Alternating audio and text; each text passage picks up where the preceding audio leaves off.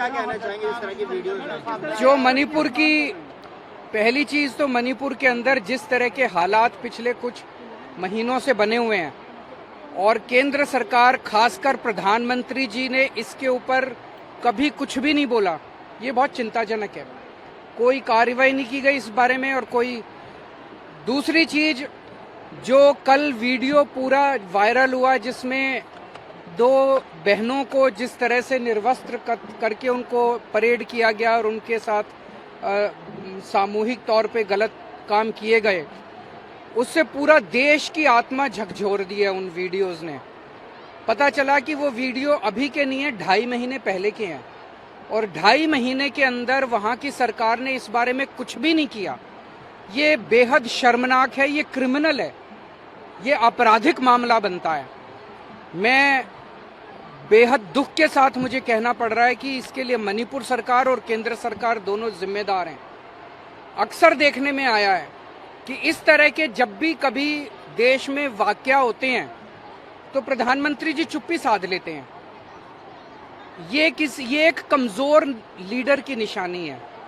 एक कमजोर लीडर होता है कि जब समस्या आती है तो वो चुपचाप अपने कमरे में बंद होके बैठ जाता है। एक जो साहसिक और करेजस लीडर होता है, असली लीडर होता है, वो फ्रंट से काम करता है, फ्रंट पे आके काम करता है। जब कोई मुसीबत होती है तो फ्रंट पे दिखाई देता है नेता। ऐसा नहीं होता कि मुसीबत आने पे चुप्पी साध के और अपने कमरे के अंदर बंद होके बैठ जाओ। तो ये बेहद दुख की बात है कि 2, 2.5, 3 महीने से जब से मणिपुर की समस्या हुई है, प्रधानमंत्री जी चुप्पी साध के अपने कमरे में बैठे हैं। ये एक बहुत कमजोर नेता की निशानी है और बहुत दुख की बात है कि ऐसे सेंसिटिव टाइम के अंदर प्रधानमंत्री जी ने कोई कदम नहीं उठाया। अगर समय पे कदम उठाया होता तो हमारी इन बहनों के साथ ऐसा अन्याय नहीं होता। दूसरा, मणिपुर के सीएम का ये बयान अभी मैं थोड़ी देर पहले देख रहा था कि ये एक घटना थोड़ी है, ऐसी तो बहुत घटनाएं घटी हैं। इसका मतलब तो पता नहीं कितनी बहनों के साथ ऐसा हुआ है मणिपुर के अंदर। और अगर बहुत सारी ऐसी घटनाएं घटी हैं तो उन्होंने क्या किया इस बारे में? उन्होंने क्यों नहीं पकड़ के लोगों को, दोषियों को जेल में डाला? वो कर क्या रहे थे अभी तक? अब जब 2.5 महीने के बाद वो वीडियो सामने आया, अब कह रहे हैं, आज बता रहे हैं एक आदमी पकड़ा गया। उस वीडियो के अंदर पता नहीं कितने लोग हैं। और जो एफआईआर दर्ज की गई है वो एफआईआर अननोन लोगों के खिलाफ। वीडियो के अंदर तो सबके चेहरे दिखाई दे रहे हैं।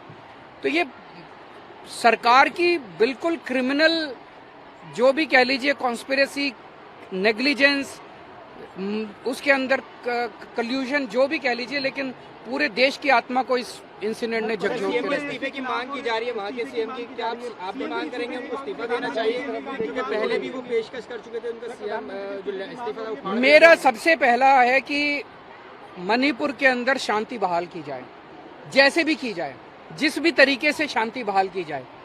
ये एक ऐसा सेंसिटिव मामला है जिसमें मैं कोई राजनीति नहीं करना चाहूंगा, लेकिन कुछ भी करके प्रधानमंत्री जी को सामने आना पड़ेगा।